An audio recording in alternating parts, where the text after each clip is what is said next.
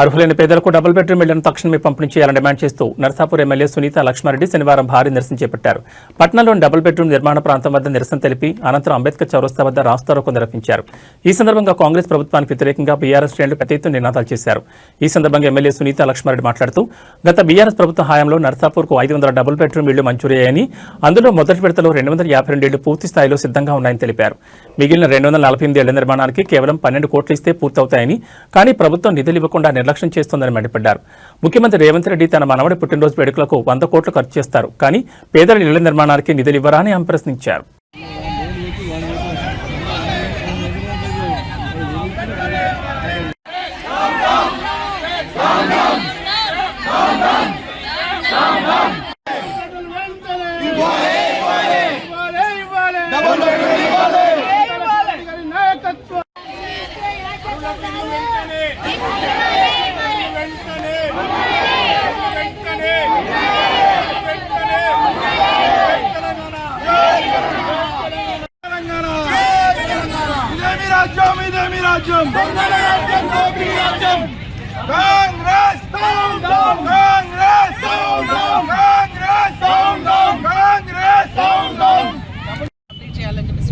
Complete చేయాలని చెప్పేసి demand చేస్తా ఉన్నాం ప్రభుత్వం. అంతేకాకుండా ఈరోజు ఎమ్మెల్యేకి సంబంధించిన 1400 కోట్ల ఇండ్లు ఏవైతే ఉన్నాయో అవన్నీ కూడా పంచాయతీ ఎన్నికల్లో వాళ్ళు లాభం పొందాలన్న ఆలోచనతో వాటిని నిలిపివేయడం జరిగింది.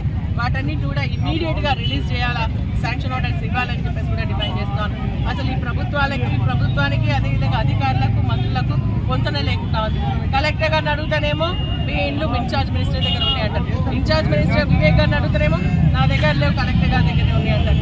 ఈ విధంగా పొందలేని సమాధానాలతో కావాలని నిర్లక్ష్యం చేస్తూ మరి ఈరోజు ఇబ్బంది పెడుతూ ఉన్నారు. కాబట్టి ఖచ్చితంగా వాటిని కూడా ఇవ్వాలని, మా ఎమ్మెల్యే కోట కింద 1400 కూడా ఇవ్వాలని చెప్పేసి మేము డిమాండ్ చేస్తూ ఇళ్ళ స్థలాలు మరి కేసీఆర్ గారు నిర్మించినటువంటి 252 డబుల్ బెడ్రూమ్లు పూర్తి అయిన తర్వాత కూడా మరి కావాలని నిర్లక్ష్యం చేస్తూ పేదవారికి పంచడం లేదు.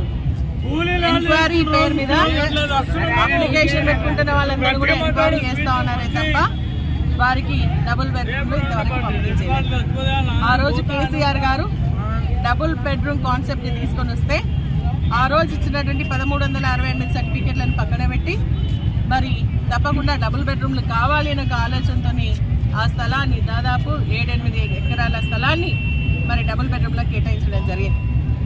మరి 8 ఎకరాలు మార్కెట్ యార్డ్కి ఇచ్చిన తర్వాత మిగిలిన స్థలాన్ని కూడా డబుల్ బెడ్రూమ్లకు ఇవ్వడం జరిగింది. ఆ రోజు మంచి ఉద్దేశంతో ప్రతి పేదవాడి ఇంటి కళ నిజం చేయాలని ఒక ఆలోచనతో